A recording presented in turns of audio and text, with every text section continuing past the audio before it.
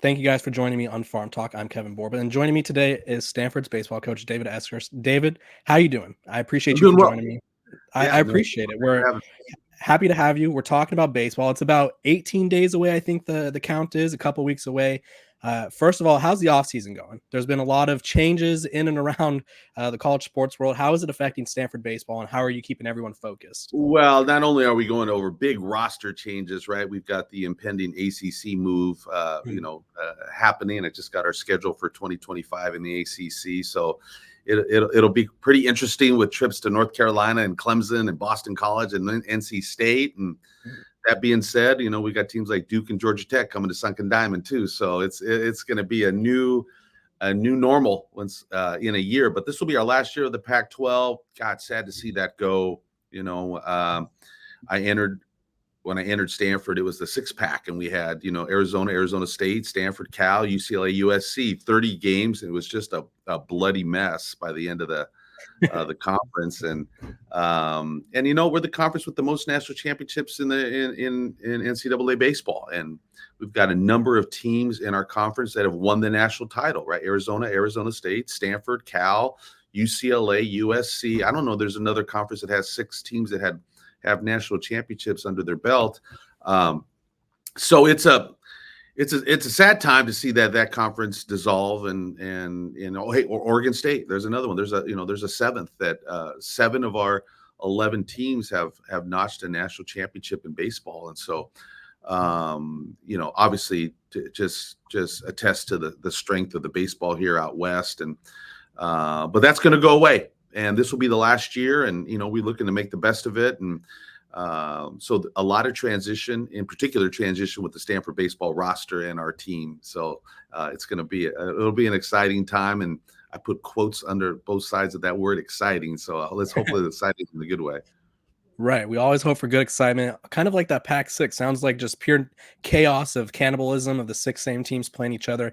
The Pac 12 was actually my first job. So I have very similar ties, or not similar, but very close ties to the Pac 12 as well. So it is quite sad to see it go this way.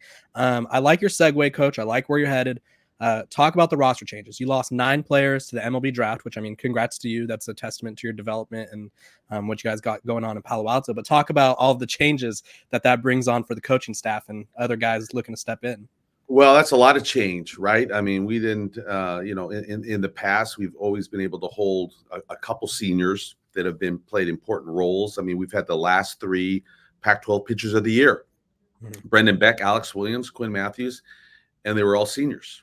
So our pitching staff is going to have quite a different makeup. Matt Scott will be our Friday guy. He's a sophomore. We've never had a sophomore pitch on Friday here. Now, he's talented and worthy of that role, but there's going to have to be some growth, and we're probably looking at at least another freshman in the starting rotation, and we're looking to see where Nick Dugan fits the best. He's got the most experience. He had an unbelievable, postseason last year, pitched both ends of a doubleheader for us one day and got a win and a save. And so, he's had some experience and been out there. But again, he's a sophomore.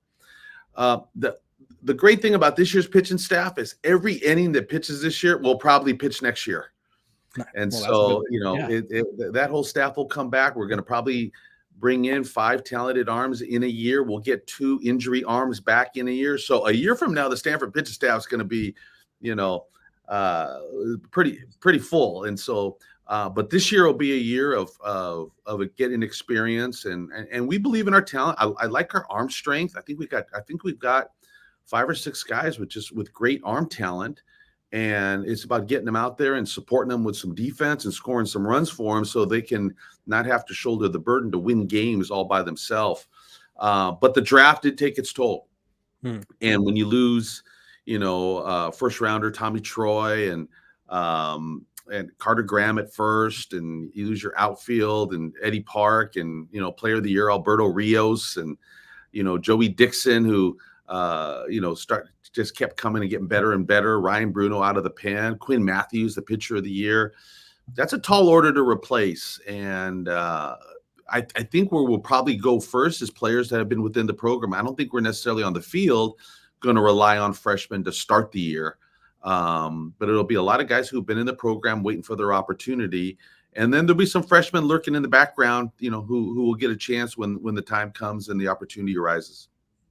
I think one of the things you talked about at the end of last year, and I think you kind of knew that this was going to happen, like the mass exodus, probably not 9 people, but maybe like 7 or 8. Yeah. You talked about new leaders stepping up. And I think one of the people that best exemplifies that could be Malcolm Moore. Can you kind of talk about, or Matt Scott as well? Can you kind of talk about their roles Yeah. as leaders on this team? Well, both those guys for sure. And we're so fortunate to have our best players be so invested in the program and playing both with energy, and they embrace the fact that they know that they've got to do things right because people pay attention on how they act and how they play. And the fact that Malcolm Moore plays with such enthusiasm, and he comes to practice every day, ready to work, and he's got a little spirit about him. He's a great teammate. I mean, you couldn't ask for more from having your best player be that invested. And the greatest thing about Malcolm, he thinks we're going to be better than last year. He comes to practice. He believes we're going to be a better team than last year. And you love to have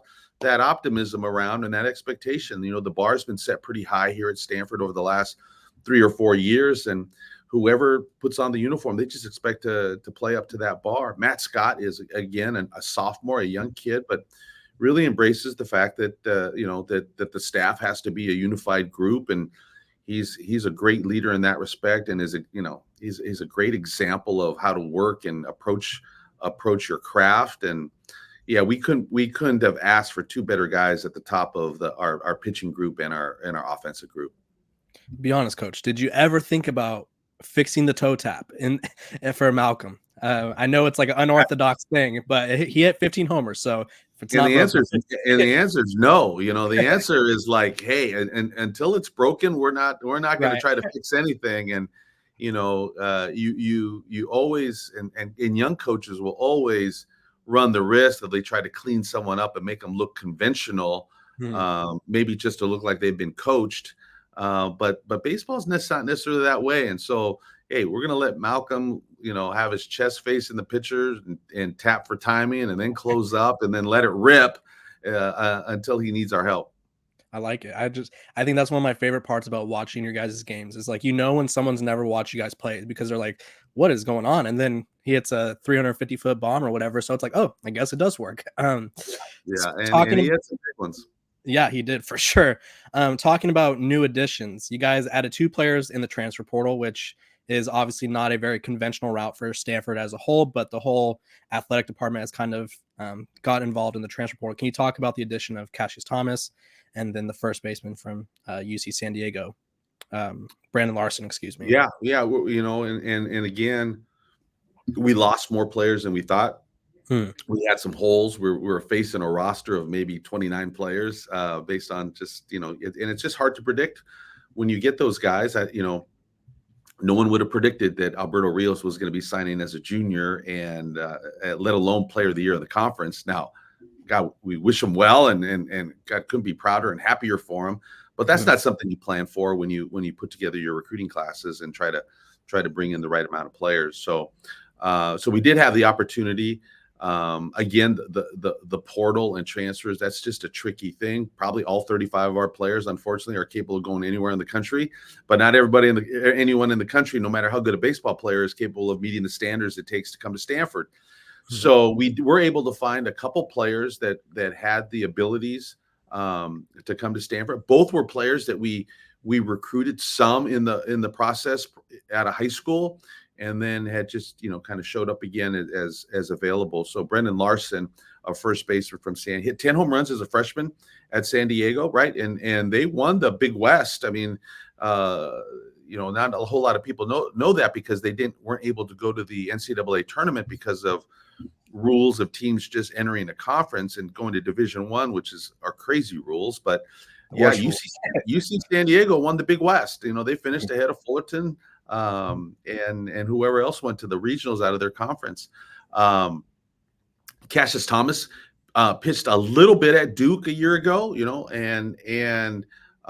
but it's a good arm. It's 94 to 96 miles an hour, right? And those arms are hard to come by, and he's just learning to master the zone a little bit. But obviously, he's going to pitch a role for us, and you always like to have some velocity. It creates a little margin for error. And Cassius he's a hard worker and a great addition to the program, as is Brendan Larson.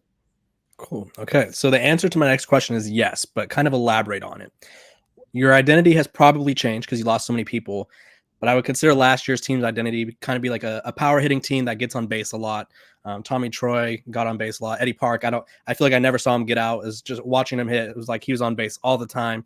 What is this team's new identity on offense and even in pitching? Because obviously you guys got a lot of new arms in the bullpen. Yeah, we're gonna be trying to form that identity. I think it would be hard for us to continue to be the power hitting squad that we've been in the past 3 years. We may have led the conference in home runs for the last 3 years, but that's been a big part of our offense. I think we're gonna have to grow into our offense, right? I think we're gonna have to try to find different ways to score runs. We're gonna have to be really good at taking advantage of run scoring opportunities, whether that's a runner at third, less than 2 outs, or whether that's moving runners up so that the brunt of the responsibility isn't a guy to pop one out of the yard. I mean, we were, a lot of our players last year were in scoring position once they entered the batter's box, right? And so that may change a little bit, but we're going to have to be good at driving in runs and making contact. And, I think early on, we're going to probably have to test our abilities to move runners with 3-1, 3-2 counts, steal a base when necessary, move a guy up with the bunt, maybe drop down a base hit bunt at times. I think we're going to have to look at, as time moves on, who's going to develop game power. It doesn't look like it's going to be in your face, just unwrap them and they're going to have it immediately. But we typically have power. We usually do a good job of developing guys who can drive the ball in the air. And but the premium is going to be on contact. We're going to have to play some guys that will put the ball in play and have the ability to move some runners up and just 90 feet opportunities we're going to have to take advantage of, whether it's a ball in the dirt or going first to third on a base hit. But we're really going to have to be good at exploiting 90 feet opportunities whenever they arise. Okay. And then you guys have obviously probably had a couple inter-squad scrimmages over the past week or so. How's that gone? Something that stood out to you, something that you're like, okay, we need to get this fixed before we welcome Fullerton in a couple weeks. Again, the offense being a work in progress. The thing that stood out is my comments to Coach Eager is that baseball won't be as easy as it seems right now in the first couple of weekends, because our pitchers have kind of had their way with us to start with. But you know what? That's to be expected. We're young and we got some good arms that the guys are facing right out of the gate. When Matt Scott's throwing 95 to 97 miles an hour on a January 26th weekend, not everybody's ready for that. And so we're going to be tested, but we've got to be willing to test them on the other side too. So I think as time moves on, as we get closer to game one, our offense will get better and we'll start to,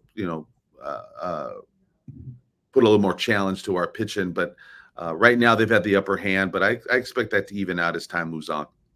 It's always hard to hit in the winter, Coach. The bat feels heavier. You get jammed a little bit. You break all your fingers. It's a little colder. It's a little different. Is there any position battles that are like currently standing out? Like, is there a certain position where it's like we got 2 or 3 guys that are duking it out, and we may not have an answer until the second weekend of the season, if not longer?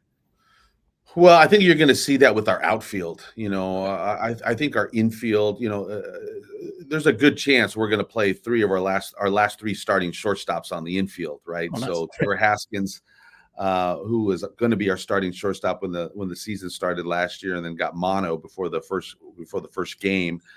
Owen Cobb stepped in and played 56 unbelievable games for us, and then Timo Becerra stepped in and played about 10 really, really great games at shortstop in the postseason for us. So it looks as though we're going to play all 3 of them, right? It looks like Becerra will play at third, and Haskins will play at short, and Owen Cobb will play at second. And then there's a little bit of battle for first base. Larson is there and doing well. Jimmy Nadai could show up at first base, and Jake Sapien, who's played some DH for us and been in the lineup, is another first base option.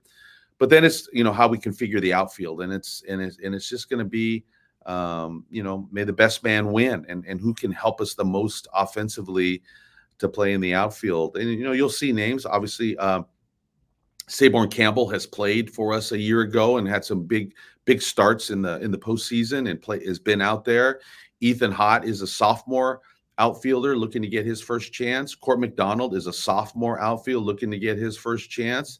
You could see Jimmy Nadai in left field. You could see Jake Sapin in the outfield.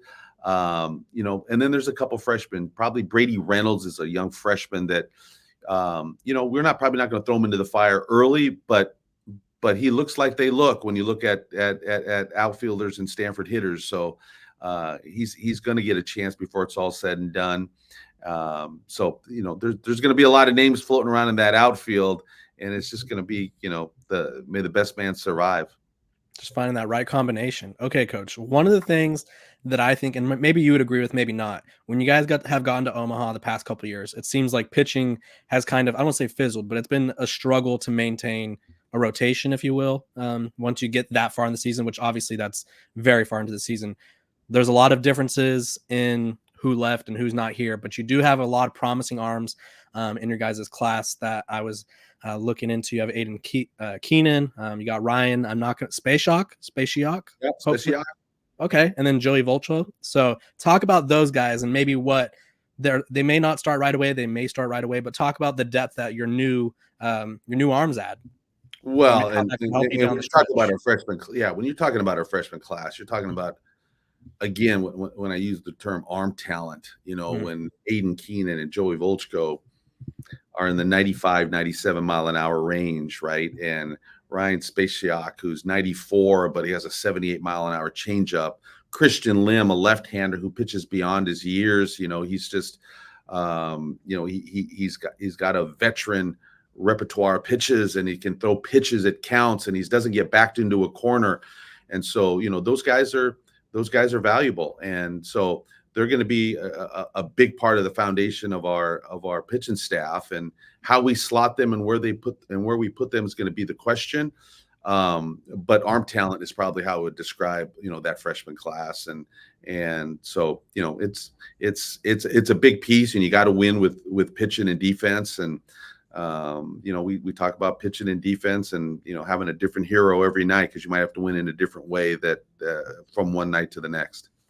And in terms of your last couple World Series runs, has it been just like fatigue, or like what has been the, I guess, quote unquote problem with the pitching? Because obviously once you get that far, it's hard to have like a perfect rotation and all that. But what do you think has been like the main issue? Well, it's twofold, right? When you get to the final eight, you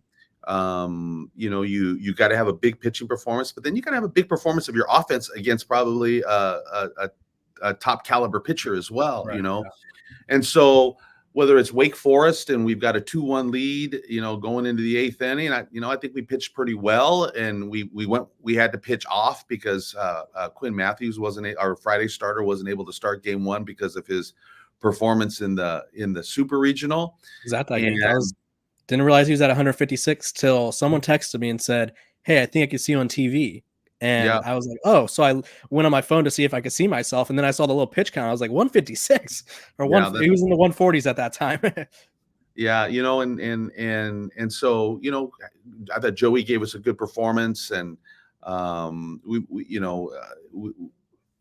the biggest difference is we probably had a path to victory that was pretty defined. And then when we had that lightning delay, and then now Drew Dowd can't go back out for the seventh inning.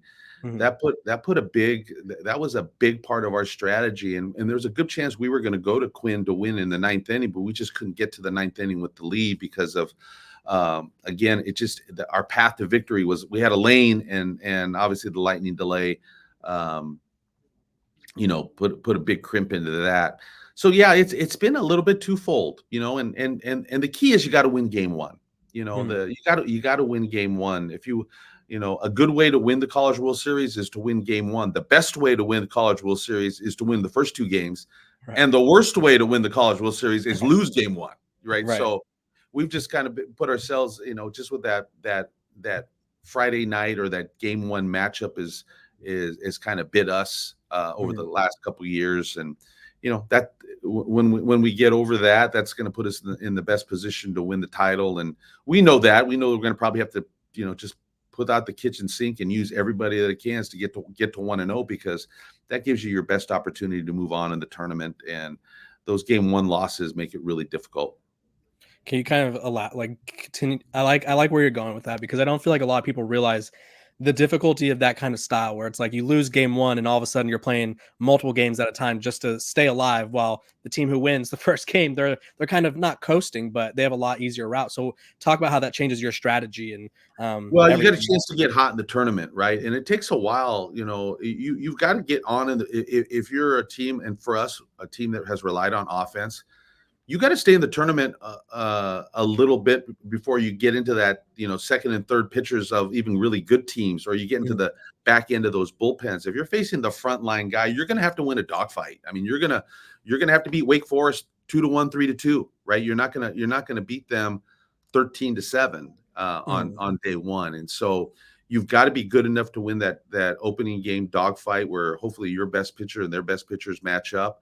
Or if that game gets away from you, it can really get away from you, all of the Arkansas game from 2 years ago, right? Mhm. Where, if the game starts to slip, you're just playing for day two.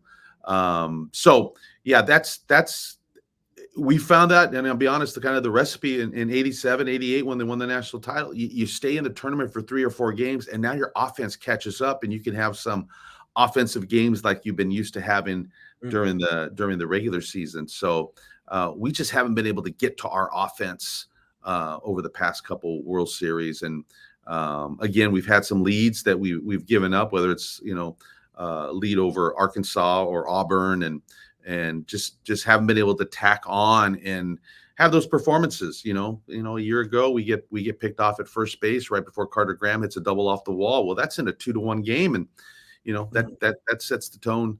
That sets the tone on how you can pitch that, and with what level of comfort your pitching is able to throw. So it's obviously it's really difficult to win in Omaha, and you got to stay in there long enough to get hot. Right. I like that you remember all the little details. I think one of the things that stands out, like you mentioned, was the Wake Forest pitching staff, because it was like, okay, these guys have to tire out eventually, but then they just throw out another MLB guy, and it's like, okay, well, Rat Ladder's tired. Now they're just going to throw out insert pitcher B, who's going to be a first round pick or top three pick or whatever it may be. So it's Yeah, definitely.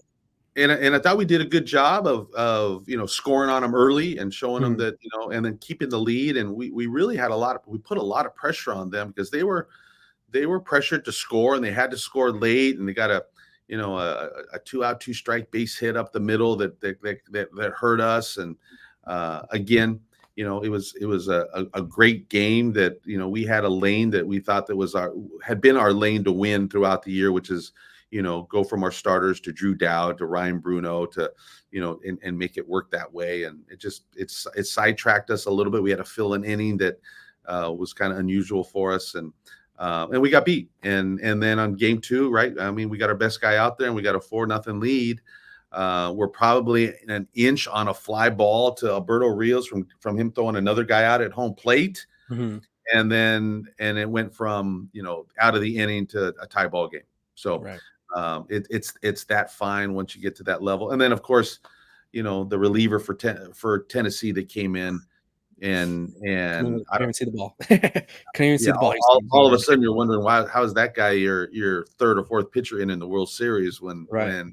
we weren't able to touch him the rest of the way, because we thought we had done a really good job by getting Dolander out there in within 3 innings, right? Mhm. Yeah, and then they just pull a 103 out of the bullpen, just sitting there waiting on the bench.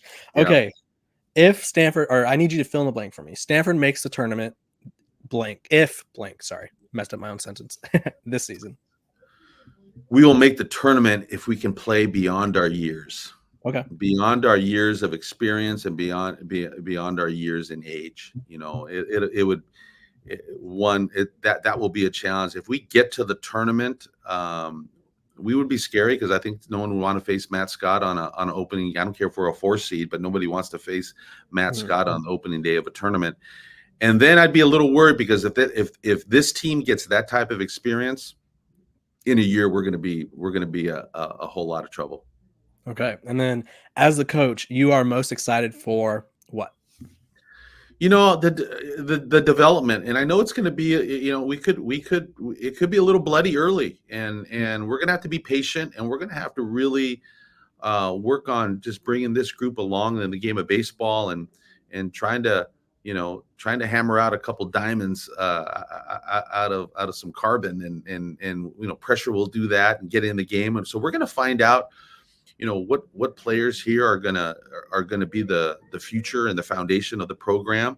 I'm excited for the fact, like I said, with the talent of recruiting class that we brought in, and the guys that are coming. Obviously, it's difficult for us and any team when you're going to lose 9.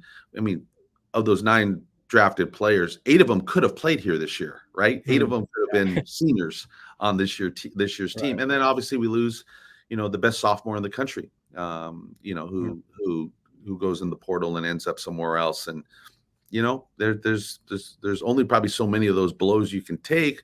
But our guys are up for the challenge, and again, our togetherness and our spirit and our competitiveness is gonna be a big part of this team. We're probably just not gonna be able to stand toe to toe in the middle of the ring and just bludgeon somebody early. Before we move on to my rapid fire questions, I just wanted to ask, as a coach, does it change how you approach your mindset with a young team? They haven't experienced a lot of things at the college level, and some of these guys, it's their first season on campus. So how do you approach knowing they're just young, they're young and they should know better, but they're also very young? Yeah, we've got a lot of guys who'll be getting their first taste of competition, and so we've got to try to, in the same image of our teams that have been successful and have learned how to compete.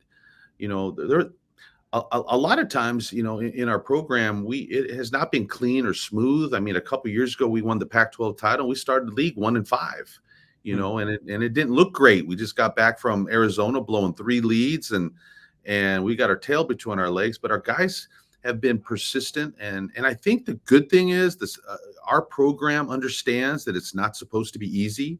And we kind of embrace that. We know that if we go to a regional and we're going to win, we're probably going to win game 7. We know that if we go to a super regional, we're either going to go to Lubbock, Texas, going to have to beat somebody in 110 degrees, or we're going to play them at home and we're going to play game 3. And we've got to be comfortable that it's not going to be easy. And I think that's a strength of our program. We don't expect it easy. We're not entitled to anything. We're pretty grateful and thankful for everything. And our guys are pretty close as a group.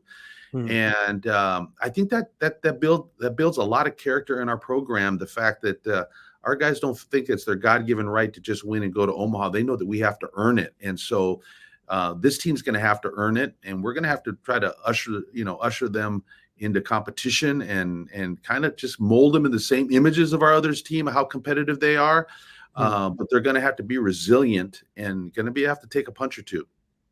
Is there any sort of, sorry, I just thought of this while you were talking. Is there any sort of like imposter syndrome, like talking about, like you guys aren't this team and that's okay. Like obviously you don't know what this team is, but do you like make sure to let them know, well, like, you guys are not this team? Most of the talk is everyone around the country is like, this is the year to get Stanford. All the blows we've taken the last couple of years, and they've had their run and been to Omaha 3 times and won the league 2 out of the last 3 years. We got them this year. They lost a lot, and they can't possibly be as good as they've been in the past. So much of the talk is like, this is the year to a payback year, and our guys know that. They know that other people think that we've dropped levels in talent and ability, and that's okay. That's good motivation for our guys, and they're taking it. And then they got a guy like Malcolm Moore says, I don't care if we lost 9 big leaguers and anyone to the portal, we're going to be better than last year. So there's a good spirit. There's a good spirit around. What's that? I said a little bulletin board material there. I like it. Yeah, for sure. It sounds like Malcolm Moore would take on the Army by himself and feel like he's ready to go. Like I like the confidence he's got. He makes me confident just to do anything, and he's just such a ready guy. It seems like he's such a and he comes out to practice, and again he practices with enthusiasm. He's coachable. He understands that if he's engaged, there's no excuse for anyone else not to be engaged, and so he really sets a great example for our program. We're lucky. Like I said, you could have your best player be a lazy prima donna, but he's still your best player, and you may have to suffer him some or look to somebody else. our best player is the example, and that's and we've had that before, with Brock Jones and Tommy Troy and Carter Graham. I mean, we've had our best players be our exemplary program players. Alberto Mhm. Rios, who was player of the year. I mean, nobody worked harder, nobody was a better teammate, nobody was more enthusiastic about the game of baseball, and that's our best player. That's awesome. Okay, coach. Now I have some rapid fire questions. We're a little all over the place talking about snacks, movies, whatever it may be. So I'm just going to give you a question and you got to go first thing that comes to mind. Starting with a fellow coach at Stanford. Tara Vanderveer just became the winningest coach of all time in college basketball. Quick thought on that. Legend. Legend. I Yeah, like it. just a living legend, and just has been unbelievably supportive, and it's just someone who sees you in the hall and knows what you're doing and says, "Hey, coach, great weekend last weekend," and this is the greatest women's basketball coach in the history of the game, and could literally be you know off in their own world and only worried about themselves. And she's just she's such a morale booster around the athletic department, because she knows what you're doing, and really is encouraging. That's awesome. Okay. If you were not coaching baseball, what would you do? What would you be doing? Yeah, good question. Sometimes I think I'd be a good accountant. I'm like, Okay. I'm pretty detailed, and my guys will say I know where every baseball is that we have as a program. So I'm a little bit of a bean counter as far as that goes, but yeah, maybe an account, I guess. Uh, I, I shudder to think what it would have to do without baseball. From high adrenaline to just making sure all the numbers are correct. It sounds like, coach, it sounds like you're counting baseballs out there. Do you know how many baseballs the program has? I'm pretty close. Like they get on me a little bit that I'm unwilling to throw out some of the worst baseballs in the history of any program, and I'm not an equipment snob. I make sure that we value everything that we have. Okay. What is your favorite memory at Stanford, whether it was during back in the day or anytime recently? Obviously, as I continue to chase, my favorite memory is the year 1987, Mhm. playing with my teammates. But I have just as many great memories back at my dorm, with just my experience at Stanford, just the day to day life. And I'll be honest, there was days that I'd walk around and just realizing I was a member of the Stanford baseball team, and we're the number one ranked team in the country. And here I was, just a walk on shortstop out of Palma High School in Salinas. And how did I get from there to here? And I was just appreciative and grateful of the opportunities that I had, and then walking around the campus, we're the number one ranked college in the country, and understand I get to work with the professors and get an education at the number one ranked university in all the land. And again, here I am from Salinas, California, just an average Joe. Just living out the dream. I like it. Okay. Favorite snack? Or do you have like a guilty pleasure snack that you're always got to Oh have? man, that's a good question. A lot of my staff gives me questions I barely eat, or hardly anything. I'm always on some kind of keto or carb-free diet. So maybe my favorite snack, if I was really indulgent, would be pizza. Okay, I like it. Just the ultimate cheat day. You're going for a Yeah. pizza. Nice. Your favorite non-baseball activity? I know oftentimes we get indulged in our work. So what is your favorite thing to do outside of work? My staff and the people around me would say, like, he does nothing outside of work. All he does is baseball. He's here all the time. Uh, God, I watch TV. I channel surf. So Nice. I mean, it's not real surfing, but I channel surf. That was my next question. Is there a specific show that like David Esker is tuning into every single week, every day? Maybe are you binging anything? Yeah, what is my binge? I think my wife is our binge lord around the house. So she started us on Suits. I Okay, think right now we're watching The Diplomat. nice. I'm not embarrassed to say that she had me watch Emily in Paris. Good, great So show. It's one of those shows where it's like, ugh. But then my girlfriend made me watch the same show, and I was like, Emily in Paris, and then you're like really invested into the storyline. So it happens to the best of us, Coach. So I'm a tag along when it comes to binge watching. If people really think I'm boring, I watch a lot of cut ups of college baseball games on YouTube, and they're like, "Can you just get away from baseball?" And I'm like, I may pick up something that I didn't know. Yeah, you're like, it's not my team, so it doesn't count, right? Correct. And then final question: if you had a walkout song, what would it be? Oh man, that was a good one. If I had a walkout song, my coaching staff and during camp, what is that? The one that was the walkout song for the Mets reliever with the horn. Oh, Um, Timmy Trumpet, the Narco? Is it Narco Narco? theme song. Yeah, So Narcos. like Yeah. when I'm walking to address the campers, Uh-huh. they joke around and they stick on that song as I'm walking out, with the trumpet with the trumpet intro, That's a good So one. That's a yeah. real good one. That one gets you pumped up a little bit. Even just hearing it on a video, it kinda gets the heart racing a little bit. Yeah, I think they have fun with it once they see that I'm walking over towards the dugout, that they think it's this big entrance Coach Esker entrance song. That's an awesome one. Coach, I appreciate you for taking time out of your day to join me and talk about the last season, this season, everything in between. I hope you guys get off to a great start and hope you have a great season. I appreciate it. Thank you. Thanks for your time. Have a good one. All right.